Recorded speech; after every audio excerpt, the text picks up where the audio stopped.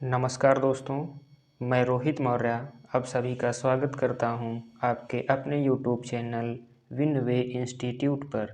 जी हाँ दोस्तों, जैसा कि आप सबको पता ही है कि हमारे द्वारा यूपी जीके की महत्वपूर्ण श्रृंखला प्रारंभ की गई है, जिसके अंतर्गत आज ये हमारी 6वीं क्लास है। इससे पिछली क्लास में यानी 5वीं क्लास में हमने लोक नृत्य, शास्त्रीय नृत्य, उत्तर प्रदेश के मेले महोत्सव के बारे में पढ़ा था। तो दोस्तों, देर न करते हुए प्रारंभ करते हैं आज की अपनी क्लास, जिसमें हम देखेंगे उत्तर प्रदेश में भाषा, बोली एवं साहित्य के बारे में। भाषा, बोली एवं साहित्य के बारे में, जिसमें सबसे पहले हम देखेंगे उत्तर प्रदेश यानी भाषा के बारे में। सबसे पहले हम इस क्लास में भाषा के बारे में ही चर्चा करेंगे और अगली क्लास जो होगी उसमें बोली एवं साहित्य के बारे में पढ़ेंगे। तो आज की पूरी क्लास हमारी जो होगी वो उत्तर प्रदेश यानी भाषा के बारे में ही होगी। केवल भाषा के बारे में ही आज पढ़ेंगे कि भाषा का विकास कैसे हुआ, कौन कौन सी भाषाएं हैं, है ना। इसके आधार पर फिर बोलियों का जिक्र करेंगे। तो देखते हैं, प्रारंभ करते हैं आज की क्लास, भाषा और उसका विकास। तो सबसे पहले भाषा का विकास देखते हैं कि भाषा का विकास कैसे हुआ है। ठीक, तो भाषा शब्द संस्कृत की भाष धातु से बना है। भाषा शब्द संस्कृत की किस धातु से बना है? भाष धातु से बना है। तो भाषा शब्द संस्कृत की भाष धातु से बना है। और इसकी परिभाषा क्या है, यानी भाषा की परिभाषा क्या है? तो सिंपल सी परिभाषा इसकी होगी, शब्दों के सार्थक समूह या संकेत को भाषा कहते हैं।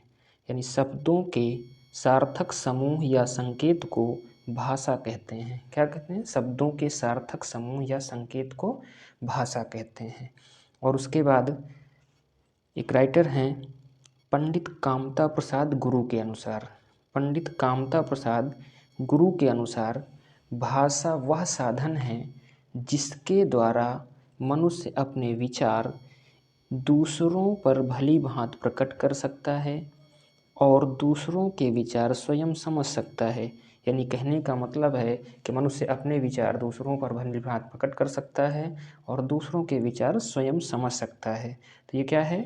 ये भाषा है। ठीक है, फिर देखा जाए भाषा के कितने रूप हैं। तो भाषा के कितने रूप हैं? 3 रूप हैं। भाषा के कितने रूप हैं? 3 रूप हैं। कौन कौन से? एक मौखिक भाषा है और एक लिखित भाषा है और एक सांकेतिक भाषा है। तो भाषा के कितने रूप हैं? 3 रूप हैं। कौन कौन से? मौखिक भाषा, लिखित भाषा और सांकेतिक भाषा। मौखिक भाषा, लिखित भाषा और सांकेतिक भाषा। फिर उसके बाद क्वेश्चन पूछे जाते हैं कि मौखिक भाषा की सबसे छोटी इकाई कौन सी होती है? मौखिक भाषा की सबसे छोटी इकाई कौन सी होती है?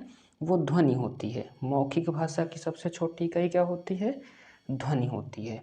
उसके बाद पूछा जाए लिखित भाषा की सबसे छोटी इकाई, तो वो वर्ण होती है। लिखित भाषा की सबसे छोटी इकाई क्या होती है? वर्ण होती है। अगर मान लो पूछ लिया जाए केवल भाषा की सबसे छोटी इकाई क्या होती है? भाषा की सबसे छोटी इकाई, तो वो भी क्या होगी? वर्ण होगी। अगर भाषा की पूछा जा रहा तो वर्ण होगी। तो भाषा की सबसे छोटी इकाई वर्ण या अक्षर होगी। लिखित भाषा की सबसे छोटी इकाई वो भी वर्ण या अक्षर होगी। और मौखिक भाषा की सबसे छोटी इकाई क्या होती है? वो ध्वनि होती है। क्या होती है? ध्वनि होती है। आगे चलते हैं दोस्तों, फिर देखते हैं प्राचीन भारत। प्राचीन भारत में वर्तमान उत्तर प्रदेश को मध्य देश कहा जाता था। क्या कहा जाता था? अपने उत्तर प्रदेश को मध्य देश कहा जाता था। कब? प्राचीन भारत में। वर्तमान उत्तर प्रदेश को क्या कहा जाता था? मध्य देश कहा जाता था। और जो अपना उत्तर प्रदेश है, यानी यहाँ के लोग भिन्न भिन्न काल में अलग अलग भाषाएं बोलते और लिखते आए हैं। यानी अलग अलग काल में क्या करते हैं? अलग अलग भाषाएं बोलते और लिखते आए हैं। ठीक है, इसके बाद आगे चलते हैं दोस्तों। देखते हैं संस्कृत इस देश की सबसे पुरानी भाषा है। पूछा जाए पूरे देश की सबसे पुरानी भाषा कौन सी है? संस्कृत है। कौन सी है?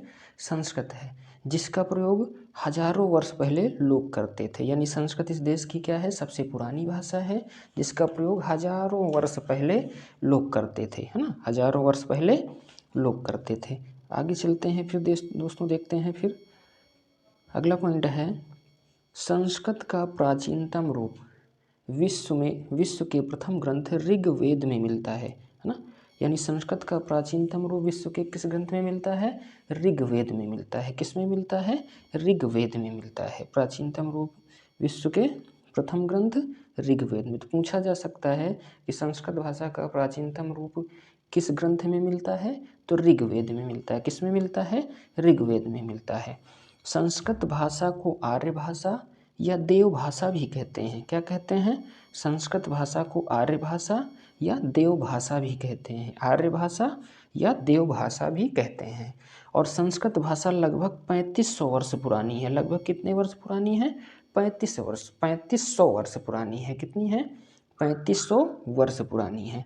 तो दोस्तों आज की ये क्लास बहुत ही महत्वपूर्ण है।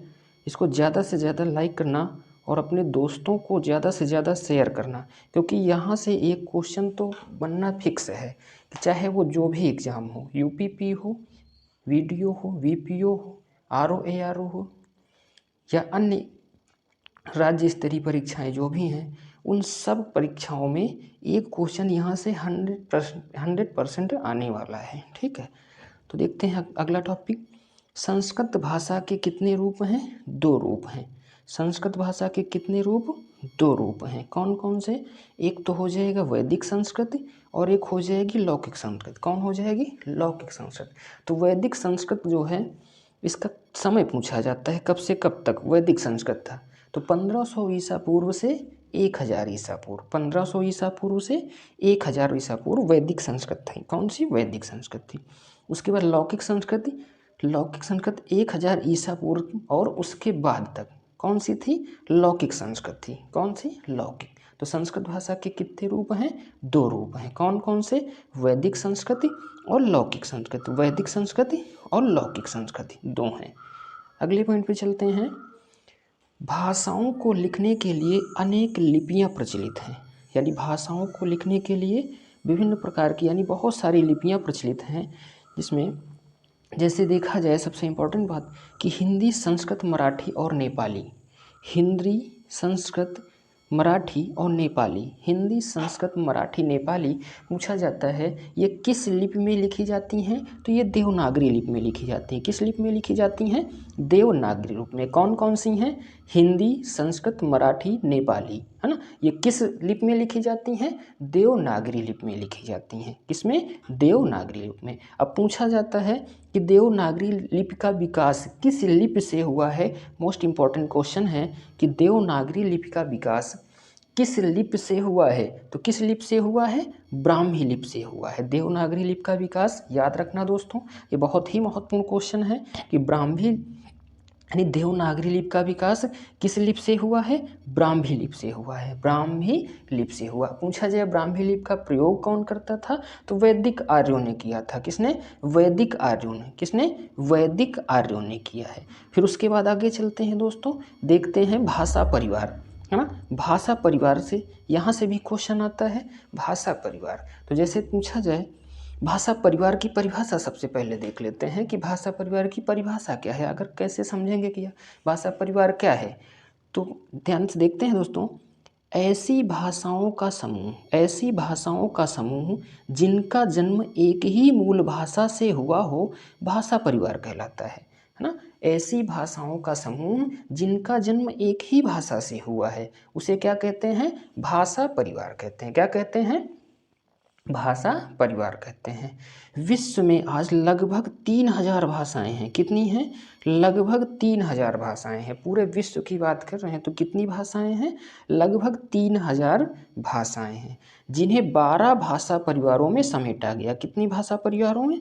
12 भाषा परिवारों में समेटा गया है। कितने? 12 भाषा परिवारों में समेटा गया है। आगे चलते हैं दोस्तों, फिर देखते हैं कि भारत में संसार की 4 भाषा परिवारों की भाषाएं बोली जाती हैं। कितनी? 4 भाषा परिवारों की भाषाएं बोली जाती हैं। 4 भाषा परिवारों की भाषाएं कहाँ बोली जाती हैं? अपने भारत में बोली जाती हैं। इसी कारण से, यानी यही कारण है कि भारत को बहुभाषी देश कहा जाता है। क्या कहा जाता है? भारत को बहुभाषी देश। तो पूछा भी जा सकता है कि भारत को बहुभाषी देश क्यों कहा जाता है? क्यों कहा जाता है? क्योंकि यहाँ 4 भाषा परिवारों की भाषाएं बोली जाती हैं। 4 भाषा परिवारों की भाषाएं बोली जाती हैं। तो आगे चलते हैं, देखते हैं कि हिंदी भारतीय आर्य भाषा परिवार की भाषा क्या है? हिंदी भारतीय आर्य परिवार की भाषा है। हिंदी क्या है? भारतीय आर्य परिवार की भाषा है। हिंदी भारतीय आर्य परिवार की भाषा है। अब देखते हैं कि अपने भारत में कौन कौन से परिवार हैं, यानी भाषा परिवार कौन कौन से हैं।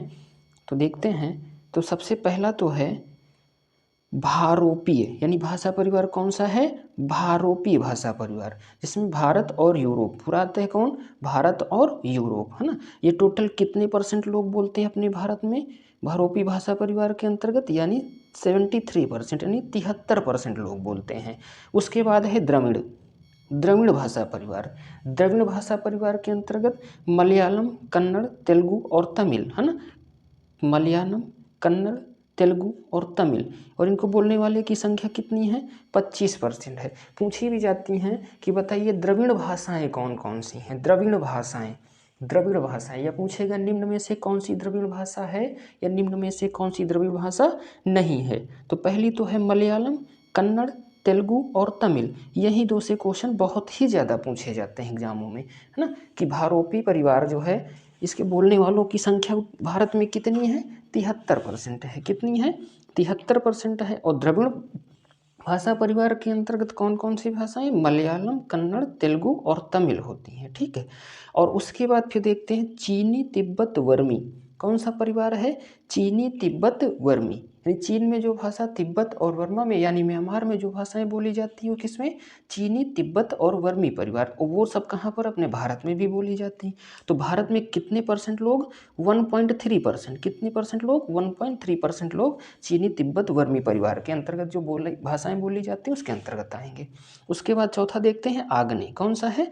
आग्नेय। ये सबसे कम है, सबसे कम बोली जाती, ठीक है। कितना है? 0.7%। तो भाषा परिवार कितनी, यानी कितने भाषा परिवार की भाषाएं बोली जाती हैं अपने भारत में?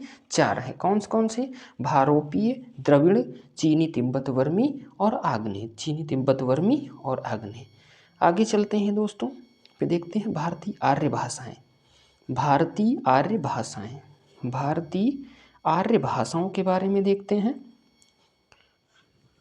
तो भारोपीय यानी भारत और यूरोपीय भाषा परिवार अत्यंत विशाल भाषा परिवार था। यानी अत्यंत विशाल परिवार कौन सा था? भारत यूरोपीय, है ना। यानी भारोपीय भाषा परिवार क्या था? अत्यंत विशाल परिवार था, है ना। सबसे बड़ा परिवार कौन सा था? भारोपीय भाषा परिवार है। इसकी महत्वपूर्ण शाखा कौन सी है? यानी भारोपी की महत्वपूर्ण शाखा कौन सी है? तो भारतीय आर्य भाषा परिवार है। पूछा जा सकता है कि भारतीय आर्य भाषा परिवार किस भाषा परिवार की महत्वपूर्ण शाखा है? तो किसकी है? भारोपी भाषा परिवार की। किसकी है? भारोपी भाषा परिवार की महत्वपूर्ण शाखा है।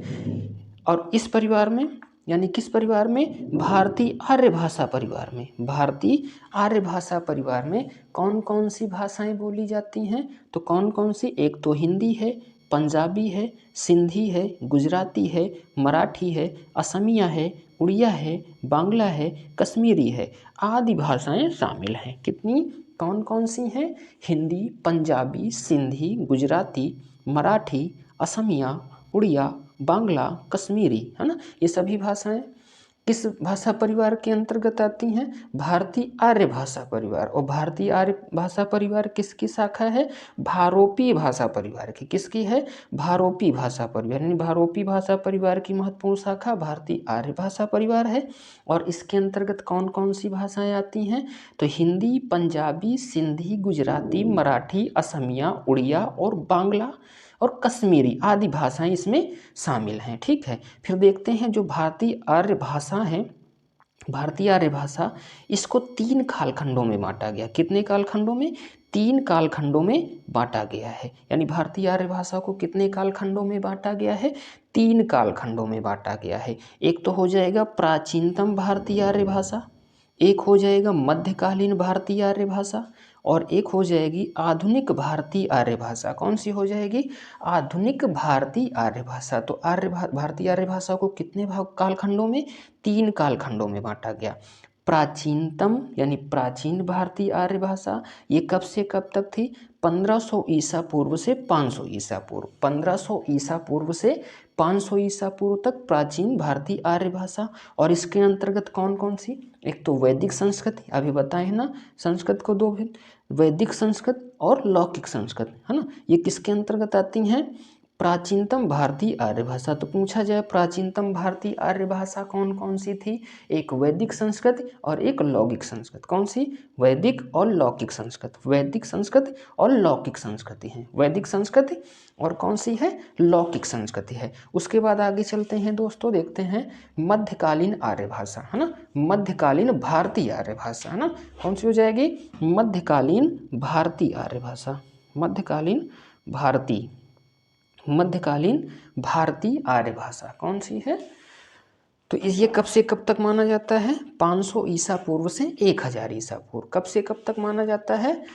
500 ईसा पूर्व से 1000 ईस्वी तक। ईसा पूर्व तक नहीं दोस्तों, ईस्वी तक। 1000 ईस्वी तक यानी 500 ईसा पूर्व से 1000 ईस्वी तक, है ना। कब से कब तक मध्यकालीन भारतीय भाषा आर्य भाषा परिवार?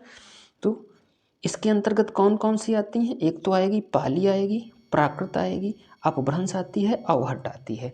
तो पूछा जाता है कि जो पाली है, प्राकृत है, अपभ्रंश है, अवहट्ट है, ये कौन सी आर्य भाषा के अंतर्गत आते हैं? मध्यकालीन भारतीय आर्य भाषा के अंतर्गत। किस में आती हैं? मध्यकालीन भारतीय आर्य भाषा के अंतर्गत। पूछा जा सकता है निम्न में से कौन सी मध्यकालीन भारतीय आर्य भाषा है या निम्न में से कौन सी नहीं है। तो कौन कौन सी भाषाएं हैं? एक तो हो जाएगी पाली, हो जाएगी प्राकृत, हो जाएगी अपभ्रंश, हो जाएगी अवहट्ट, हो जाएगी। ये किसके अंतर्गत आती हैं? मध्यकालीन भारतीय आर्य भाषा के अंतर्गत। उसके बाद चलते हैं आधुनिक भारतीय आर्य भाषा। आधुनिक भारतीय आर्य भाषा यानी 1000 ईस्वी से अब तक, यानी ये कौन सा है? आधुनिक भारतीय आर्य भाषा। तो जिसमें कौन कौन सी मेन भाषाएं? तो सबसे पहले देखते हैं बांग्ला, असमिया, उड़िया, मराठी, गुजराती, पंजाबी, सिंधी, कश्मीरी, है ना। ये सब किस में आती हैं?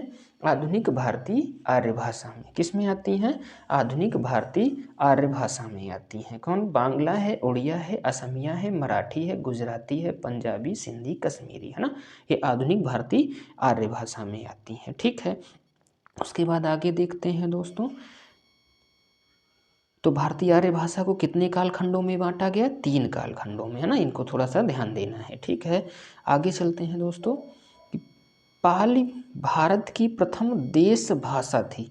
ये पूछा भी गया है क्वेश्चन कि देश की यानी क्या कहते हैं, भारत की प्रथम देश भाषा कौन सी थी? तो वो कौन सी थी? पाली थी, है ना। यानी भारत की प्रथम देश भाषा कौन सी थी? पाली थी, है ना। इसे पुरानी प्राकृत भी कहते हैं। तो पूछा जाता है कि पुरानी प्राकृत किस भाषा को कहते हैं? पुरानी प्राकृत किस भाषा को कहते हैं? पाली भाषा को कहते हैं। और सब लोगों को पता भी होगा कि गौतम बुद्ध ने अपने उपदेश पाली भाषा में दिए थे। किस भाषा में दिए थे? पाली भाषा में दिए थे। किसमें? पाली भाषा में दिए थे। तो ये क्वेश्चन बहुत ही इंपॉर्टेंट है कि महात्मा बुद्ध ने अपने उपदेश किस भाषा में दिए थे? पाली भाषा में दिए थे। और जो जैन धर्म के तीर्थंकर हैं महावीर स्वामी, यानी 24वें तीर्थंकर जो हैं महावीर स्वामी, ये अपने उपदेश किस भाषा में दिए थे? प्राकृत भाषा में दिए थे। महावीर स्वामी जो उपदेश दिए थे किस भाषा में दिए थे? प्राकृत भाषा में। ये 2 पॉइंट ऐसे याद रखना कि गौतम बुद्ध ने अपने उपदेश पाली भाषा में दिए थे और जैन धर्म के तीर्थंकर महावीर स्वामी ने अपने उपदेश किस भाषा में दिए थे? प्राकृतक भाषा में दिए थे। प्राकृत भाषा में दिए थे। ठीक है। अब उसके बाद देखते हैं हिंदी भाषा का विकास क्रम, है ना। हिंदी भाषा का विकास क्रम यानी हिंदी भाषा किस किस क्रम से आई है। ठीक है। तो सबसे पहले देखते हैं हिंदी भाषा का विकास क्रम। तो हिंदी किससे आई है? संस्कृत, है ना। तो सबसे पहले कौन सी भाषा थी? संस्कृत, है ना। संस्कृत से कौन सी भाषा आई है? पाली, है ना। पाली के बाद किस भाषा का विकास हुआ? प्राकृत। और प्राकृत के बाद फिर कौन सी आई? अपभ्रंश। और अपभ्रंश के बाद कुछ क्षणिक समय के लिए अवहट्ट थी। कौन थी? अवहट्ट भाषा। उसके बाद फिर किसका विकास हुआ? हिंदी का विकास हुआ। तो क्वेश्चन ये क्रम से पूछा जाता है कि हिंदी भाषा का सही विकास क्रम क्या है। तो पहले कौन सी भाषा? संस्कृत थी। संस्कृत के बाद फिर कौन सी आई? पाली भाषा का विकास, फिर प्राकृत भाषा, फिर अपभ्रंश, फिर अवहट्ट, फिर उसके बाद हिंदी का विकास हुआ। तो पूछा जाता है कि हिंदी भाषा किस भाषा की उत्तराधिकारी है? किस भाषा की उत्तराधिकारी है? तो संस्कृत भाषा की है। किसकी है? संस्कृत भाषा की उत्तराधिकारी है। ठीक है, कौन सी भाषा है? हिंदी भाषा। ठीक है, और हिंदी भाषा की आदि जननी पूछा जाए तो भी क्या होगी? संस्कृत ही होगी। हिंदी भाषा की आदि जननी कौन सी भाषा होगी? संस्कृत ही होगी। कौन सी? संस्कृत होगी। और पूछा जाता है कि जो हिंदी है किस अपभ्रंश से आई है? किस अपभ्रंश से? तो सौरसेनी अपभ्रंश से आई है। ठीक है, आगे अभी उसका जिक्र करेंगे कि कौन कौन से अपभ्रंश हैं, किस अपभ्रंश से कौन सी भाषाएं, कौन सी बोलियां आई हैं। ठीक है, इसका जिक्र भी आगे करते हैं। ठीक, आगे चलते हैं। हिंदी भाषा के अंतर्गत 5 उपभाषाएं और 17 बोलियां हैं। 5 उपभाषाएं और 17 बोलियां हैं। ठीक है, कितनी हैं? 5 उपभाषाएं और 17 बोलियां हैं। ठीक है, लेकिन एक कवि थे, राइटर थे, डॉक्टर हरदेव बाहरी। कौन थे? डॉक्टर हरदेव बाहरी। ये जो है दक्षिणी हिंदी को भी पश्चिमी हिंदी के अंतर्गत रखते हैं। किसको? दक्षिणी हिंदी को। तो इसके आधार पर फिर बोलियां कितनी हो जाएंगी? 18 हो जाएंगी। कितनी हो जाएंगी? 18 हो जाएंगी। लेकिन हमको देखना कितना है? हिंदी भाषा के अंतर्गत कितनी? 5, है ना। 5 उपभाषाएं और 17 बोलियां। कितनी? 5 उपभाषाएं और 17 बोलियां आती। इन्हीं को पढ़ना है एग्जाम की दृष्टि से, यही इंपॉर्टेंट है। ठीक है, आगे चलते हैं दोस्तों। अब देखते हैं अपभ्रंश, है ना। ये पूरा जो डायग्राम यानी चार्ट जो बना दिए हैं, इसको बहुत अच्छे से ध्यान से देखना है और समझना है। ठीक है, क्योंकि इसी के अंतर्गत जितनी हिंदी भाषा की 5 उपभाषाएं हैं ना, उनको शामिल किया गया। उसके अंतर्गत जितनी 17 बोलियां हैं, है ना, 17 बोलियों को इसी के अंतर्गत रखा गया है। तो पूछा जाता है कि जैसे बताओ कि खड़ी बोली जो है किस हिंदी के अंतर्गत आती है? पश्चिमी हिंदी के अंतर्गत, की पूर्वी हिंदी के अंतर्गत, की राजस्थानी हिंदी के अंतर्गत, है ना। इस तरह से क्वेश्चन पूछे जाते हैं, तो इनको हम क्रम से देखते हैं। तो अपभ्रंश जो है 500 ईस्वी से 1000 ईस्वी तक, ये क्या था? अपभ्रंश का टाइम पीरियड है। 500 से 1000 ईस्वी। कब तक? 500 से 1000 ईस्वी तक। तो इसके अंतर्गत मेन तो 8 अपभ्रंश हैं। ठीक है, लेकिन हमको यही 4 ज़्यादा देखना, आगे उनका जिक्र करेंगे आगे। तो सबसे पहले देखते हैं सौरसेनी अपभ्रंश। सौरसेनी अपभ्रंश, मागधी अपभ्रंश, अर्धमागधी अपभ्रंश, खस अपभ्रंश, है ना। इन 4 के बारे में पहले देखते हैं, फिर आगे बढ़ते हैं। तो पूछा जाता है, अब इन्हीं को, ये सबसे ज़्यादा क्यों इम्पोर्टेंट है? क्योंकि अभी इससे पीछे हम क्या बताएं कि हिंदी भाषा की उपभाषाएं कितनी हैं? 5 हैं। हिंदी भाषा की उपभाषाएं कितनी हैं? 5 हैं। तो देखो यहाँ पर, एक है पश्चिमी हिंदी, एक है राजस्थानी हिंदी, एक है बिहारी हिंदी, और पूर्वी हिंदी, पहाड़ी हिंदी। देखो 5 हैं कि नहीं। और इसी के अंतर्गत ये जो भाषाएं हमने यानी बोलियां जो लिखी हैं, ये सभी जो बोलियां लिखी हैं, ये टोटल मिलाकर कितनी हैं? 17 हैं। कितनी हैं? 17 हैं। ठीक है, तो ये टॉपिक बहुत ही महत्वपूर्ण है। एक क्वेश्चन तो 100% है कि इस क्लास से यहाँ से मिलेगा जरूर, चाहे जो भी एग्जाम देने जाओगे। ठीक है, सभी एग्जामों के लिए। ठीक, तो देखते हैं सबसे पहले सौरसेनी अपभ्रंश। पूछा जाता है कि जो सौरसेनी अपभ्रंश है, इसके अंतर्गत कौन कौन सी हिंदी, है ना, यानी कौन कौन सी हिंदी की उपभाषाएं आती हैं? कौन कौन सी आती हैं? तो पहली तो हो जाएगी पश्चिमी हिंदी। कौन सी है? पश्चिमी हिंदी। और दूसरी राजस्थानी। तो पश्चिमी हिंदी और राजस्थानी हिंदी का विकास किस अपभ्रंश से हुआ है? सौरसेनी अपभ्रंश से। किससे हुआ है? सौरसेनी अपभ्रंश से। पश्चिमी हिंदी और राजस्थानी हिंदी ये किसके अंतर्गत आती हैं? सौरसेनी अपभ्रंश के अंतर्गत आती है। किसके अंतर्गत? सौरसेनी अपभ्रंश के अंतर्गत। अब पश्चिमी हिंदी के अंतर्गत कौन कौन सी बोलियां हैं और कितनी बोलियां हैं? तो सबसे पहले देखेंगे, क्वेश्चन पूछा जाता है कि पश्चिमी हिंदी के अंतर्गत कितनी बोलियां आती हैं? तो कितनी बोलियां आती हैं? 5 बोलियां आती हैं। कितनी आती हैं? 5 बोलियां आती हैं। तो सबसे पहली तो हो जाएगी खड़ी बोली। कौन सी है? खड़ी बोली है, जिसको कौरवी भी कहा जाता है। खड़ी बोली और कौरवी, है ना, ये पश्चिमी हिंदी के अंतर्गत आएगी। ठीक, उसके बाद दूसरी देखते हैं ब्रज भाषा, है ना। ब्रज भाषा, दूसरी कौन सी बोली हो जाएगी? ब्रजभाषा। और तीसरी हो जाएगी कन्नौजी, और चौथी हो जाएगी बुंदेली, और पांचवी हो जाएगी बांगरू, है ना, बांगरू, या इसको क्या कहेंगे? हरियाणवी या जाटू बोली कहेंगे, है ना। तो पश्चिमी हिंदी के अंतर्गत कितनी बोली आती हैं? 5 आती हैं। पश्चिमी हिंदी के अंतर्गत बोलियां कितनी आती हैं? 5 आती हैं। कौन कौन सी बोली हैं? तो एक तो है खड़ी बोली, कौन कौन सी? खड़ी बोली, या इसको कौरवी कहा जाता है, ब्रजभाषा है, कन्नौजी है, बुंदेली है, बांगरू है ना। ये किसके अंतर्गत आती हैं? पश्चिमी हिंदी के अंतर्गत। किसके अंतर्गत?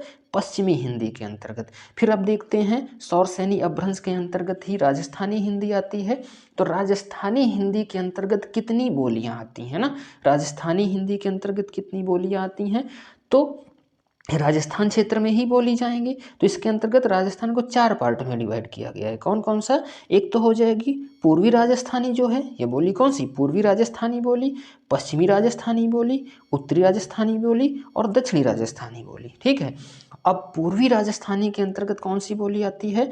तो वो आती है ढूंढाड़ी। कौन सी होती है? ढूंढाड़ी, या इसे क्या कहेंगे? जयपुरी। जयपुरी। तो पूछा भी गया क्वेश्चन है कि ढूंढाड़ी या जयपुरी ये किस हिंदी के अंतर्गत आती है? किस हिंदी के अंतर्गत आती हैं? तो राजस्थानी हिंदी। और राजस्थानी हिंदी के अंतर्गत पूर्वी राजस्थानी। किसमें? पूर्वी राजस्थानी। तो ये इतना थोड़ा सा ध्यान देना है। ठीक है। फिर देखते हैं पश्चिमी राजस्थानी। ये पश्चिमी राजस्थानी के अंतर्गत कौन सी बोली आती है? मारवाड़ी आती है। मारवाड़ी। तो पूछा जाए मारवाड़ी किस राजस्थानी? पश्चिमी राजस्थानी। पश्चिमी राजस्थानी की बोली कौन सी है? मारवाड़ी है। पश्चिमी राजस्थानी की बोली कौन सी है? मारवाड़ी है। ठीक, कौन सी है? मारवाड़ी। उसके बाद देखते हैं उत्तरी राजस्थानी, है ना। उत्तरी राजस्थानी जो है इसकी बोली कौन सी है? मेवाती है। तो मेवाती किसकी भाषा है? उत्तरी राजस्थानी, नहीं बोली, सॉरी, बोली। तो मेवाती किसकी है? उत्तरी राजस्थानी। किसकी है? उत्तरी राजस्थानी की बोली है। ठीक है। उसके बाद दक्षिणी राजस्थानी में देखते हैं कौन सी बोली आती है? मालवी आती है। कौन सी आती है? मालवी आती है। तो मालवी किस राजस्थानी बोली के अंतर्गत आता है? दक्षिणी राजस्थानी। किसके अंतर्गत आता है? दक्षिणी राजस्थानी। तो राजस्थानी हिंदी के अंतर्गत कौन कौन? पूर्वी राजस्थानी, जिसमें ढूंढाड़ी, जयपुरी। ढूंढाड़ी, जयपुरी पूर्वी राजस्थानी। और पश्चिमी राजस्थानी में मारवाड़ी, पश्चिमी राजस्थानी में मारवाड़ी, उत्तरी राजस्थानी में मेवाती, और दक्षिणी राजस्थानी में कौन बोली आती है? मालवी बोली आती है। कौन सी आती है? मालवी बोली आती है। अब उसके बाद अगले अपभ्रंश पर चलते हैं, मागधी अपभ्रंश पर। किस पर चलते हैं? मागधी अपभ्रंश, है ना। मागधी अपभ्रंश, इसके अंतर्गत कौन सी हिंदी आती है? बिहारी हिंदी। मागधी अपभ्रंश के अंतर्गत कौन सी हिंदी की कौन सी उपभाषा आती है? कौन सी? बिहारी हिंदी आती। कौन सी आती है? बिहारी हिंदी आती है। बिहारी हिंदी। और बिहारी हिंदी के अंतर्गत बोलियां कौन कौन सी आती है? तो 3 बोलियां आती हैं। कौन कौन सी हैं? एक तो हो जाएगी मगही, एक हो जाएगी मैथिली, और एक हो जाएगी भोजपुरी। मगही, मैथिली, भोजपुरी ये किस हिंदी के अंतर्गत आती है? बिहारी हिंदी के अंतर्गत। किसके अंतर्गत आती हैं? बिहारी हिंदी के अंतर्गत आती हैं। बिहारी हिंदी के अंतर्गत कौन कौन? मगही, मैथिली, भोजपुरी। तो क्वेश्चन पूछा जाए कि मगही जो बोली है, मगही बोली या मैथिली बोली या भोजपुरी बोली, ये किस हिंदी के अंतर्गत आती है? बिहारी हिंदी के अंतर्गत। बिहारी हिंदी के अंतर्गत। और मैथिली, मगही, भोजपुरी किस अपभ्रंश के अंतर्गत आती है? किस अपभ्रंश के अंतर्गत? मागधी अपभ्रंश के अंतर्गत। किसके अंतर्गत? मागधी अपभ्रंश के अंतर्गत। मगही, मैथिली, भोजपुरी। ठीक है, कुछ ऐसे इसको याद रखेंगे। उसके बाद आगे चलते हैं अर्धमागधी। अगला अपभ्रंश कौन सा है? अर्धमागधी अपभ्रंश। अर्धमागधी अपभ्रंश, इसके अंतर्गत कौन सी हिंदी आती है? तो पूर्वी हिंदी आती है। तो पूछा जाए पूर्वी हिंदी किस अपभ्रंश के अंतर्गत? अर्धमागधी अपभ्रंश। अर्धमागधी अपभ्रंश के अंतर्गत कौन सी हिंदी? पूर्वी हिंदी, है ना। जिसके अंतर्गत कौन कौन सी बोलियां हैं? एक तो अवधी बोली है, बघेली और छत्तीसगढ़ी। अवधी, बघेली, छत्तीसगढ़ी। अवधी, बघेली, छत्तीसगढ़ी ये किस हिंदी के अंतर्गत आती हैं? पूर्वी हिंदी के अंतर्गत। और किस अपभ्रंश के अंतर्गत? अर्धमागधी अपभ्रंश। किसके अंतर्गत? अर्धमागधी अपभ्रंश के अंतर्गत आती हैं। ठीक है, इतना क्लियर हुआ होगा। आगे चलते हैं, अगला अपभ्रंश है खस अपभ्रंश। कौन सा है? खस अपभ्रंश है। कौन सा? खस अपभ्रंश है। और इसके अंतर्गत कौन सी हिंदी आती है? पहाड़ी हिंदी आती है। तो पहाड़ी हिंदी किस अपभ्रंश के अंतर्गत आती है? तो खस अपभ्रंश के अंतर्गत। किसके अंतर्गत? खस अपभ्रंश के अंतर्गत आती है। और इसके अंतर्गत बोलियां कौन कौन सी हैं पहाड़ी हिंदी के अंतर्गत? एक तो है गढ़वाली और कुमायूनी। गढ़वाली और कुमायूनी किस हिंदी के अंतर्गत? पहाड़ी हिंदी के अंतर्गत। और अपभ्रंश कौन सा है? खस अपभ्रंश है। अपभ्रंश कौन सा है? खस अपभ्रंश। खस अपभ्रंश में कौन सी हिंदी? पहाड़ी हिंदी। बोली गढ़वाली और कुमायूनी। कौन सी हो जाएगी? गढ़वाली और कुमायूनी। कौन सी? गढ़वाली और कुमायूनी हो जाएगी। कौन सी? गढ़वाली और कुमायूनी। तो कुछ इस तरह से इनको देखेंगे कि हिंदी भाषा की उपभाषाएं कितनी हैं? 5 हैं। हिंदी भाषा की उपभाषाएं कौन सी हैं? 5 हैं। कौन कौन सी हैं? एक तो हो जाएगी पश्चिमी हिंदी, देख लेते हैं फिर से। एक है पश्चिमी हिंदी, राजस्थानी हिंदी, बिहारी हिंदी, पूर्वी हिंदी और पहाड़ी हिंदी। कितनी हैं? 5 उपभाषाएं हैं हिंदी की। 5 उपभाषाएं कौन कौन? पश्चिमी हिंदी, राजस्थानी हिंदी, बिहारी हिंदी, पूर्वी हिंदी, पहाड़ी हिंदी। ये किसकी उपभाषाएं हैं? हिंदी की। हिंदी की उपभाषाएं हैं। पूछा जाए कि सौर सेनी अपभ्रंश के अंतर्गत कौन कौन सी हिंदी आती हैं, तो एक तो हो जाएगी पश्चिमी हिंदी। कौन सी? पश्चिमी हिंदी और राजस्थानी।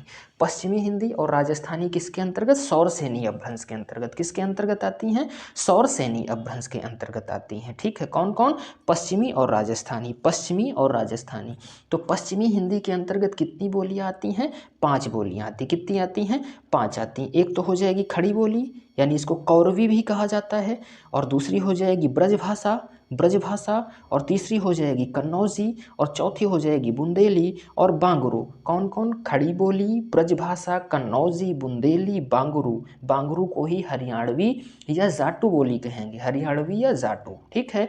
और खड़ी बोली को कौरवी कहा जाता है। तो कुछ इस तरह से इसको याद रखना कि ये पश्चिमी हिंदी के अंतर्गत आती हैं। और राजस्थानी हिंदी के अंतर्गत पूर्वी राजस्थानी, पश्चिमी राजस्थानी, उत्तरी राजस्थानी और दक्षिणी राजस्थानी। तो पूर्वी राजस्थानी में ढूंढाड़ी और जयपुरी बोलियां आती हैं।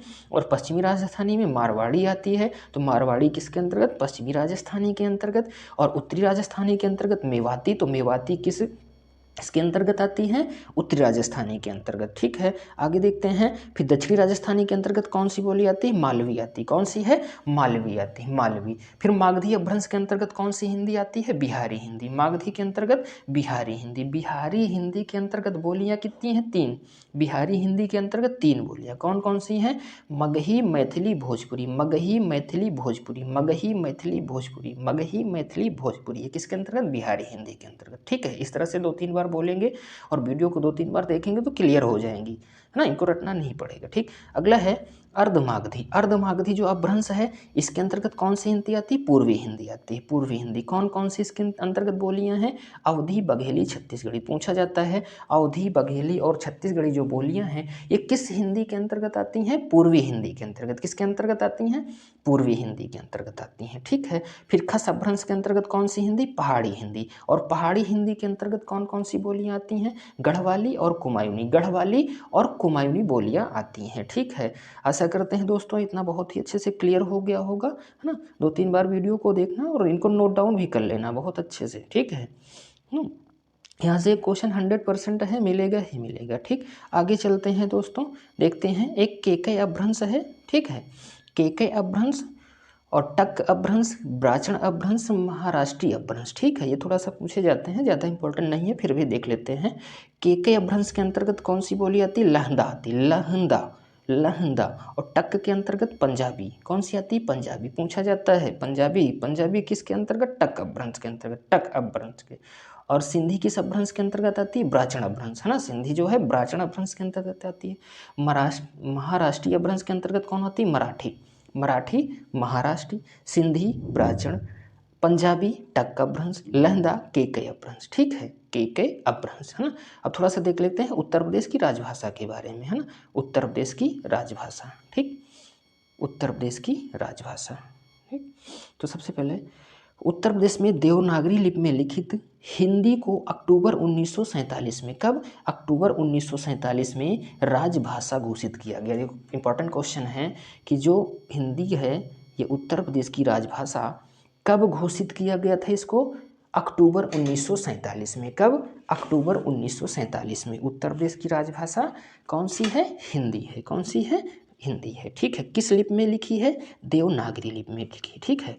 अगला है पॉइंट, राजभाषा हिंदी का प्रयोग प्रदेश के सभी कार्यालयों में 26 जनवरी 1968 से अनिवार्य कर दिया गया है ना। यानी सभी कार्यालय, जितने सारे कार्यालय हैं उत्तर प्रदेश में, है ना, तो हिंदी भाषा का प्रयोग कब से अनिवार्य किया गया? 26 जनवरी 1968। कब से? 26 जनवरी 1968। इसको थोड़ा सा इंपॉर्टेंट लगा लेना। ठीक है, ये भी इंपॉर्टेंट क्वेश्चन है। अगला है कि संविधान सभा ने 24 सितंबर 1949 को हिंदी को राजभाषा के रूप में स्वीकार किया। पूछा भी जाता है संविधान सभा ने हिंदी भाषा को राजभाषा के रूप में कब स्वीकार किया है, यानी देश की राजभाषा 14 सितंबर 1949 को। तब कब? 14 सितंबर 1949 को, है ना। अब 14 सितंबर को जो है इसको स्वीकार किया गया संविधान सभा द्वारा। तो 14 सितंबर को कौन सा दिवस मनाया जाता है? हिंदी दिवस मनाया जाता है। कौन सा? हिंदी दिवस मनाया जाता है। कौन सा दिवस है? हिंदी दिवस मनाया जाता है। कब? 14 सितंबर को, है ना। 14 सितंबर को हिंदी दिवस के रूप में मनाया जाता है। ठीक है, 14 सितंबर हिंदी दिवस। ठीक, आगे देखते हैं कि हिंदी भाषा किन किन देशों में बोली जाती है ज़्यादातर। ठीक है, तो भारत के अतिरिक्त हिंदी भाषा कहाँ कहाँ बोली जाती है? Mauritius, Fiji, Suriname, Trinidad and tobacco, Guyana, Nepal, है ना। इन सभी देशों में ज़्यादातर क्या बोली जाती है? हिंदी बोली जाती है। हिंदी कहाँ कहाँ?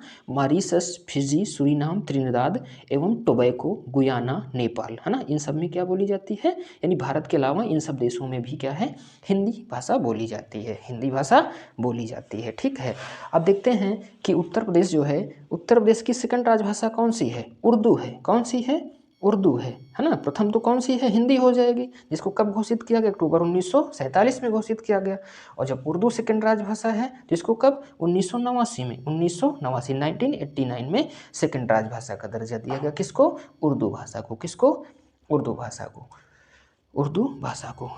तो दोस्तों आज की क्लास इतनी ही रहेगी। आशा करता हूँ कि आप सबको ये वीडियो बहुत ही अच्छा लगा होगा और वीडियो को शुरू से अंत तक ज़रूर देखना, क्योंकि ये वीडियो जो है ना, ये बहुत ही इम्पॉर्टेंट वीडियो, यानी बहुत ही इम्पॉर्टेंट क्लास है आज की ये हमारी। ठीक है, तो अगर वीडियो अच्छा लगा हो या क्लास अच्छी लगी हो तो चैनल को सब्सक्राइब करना, दोस्तों को शेयर करना और बेल आइकन को ज़रूर दबा देना। ठीक है, जिससे कि वीडियो जैसे ही अपलोड हो तो सबसे पहले नोटिफिकेशन आपको ही मिले। तो दोस्तों आज की क्लास यहीं पर समाप्त करते हैं। तो मिलते हैं अगली क्लास में। तब तक के लिए जय हिंद। जय हिंद।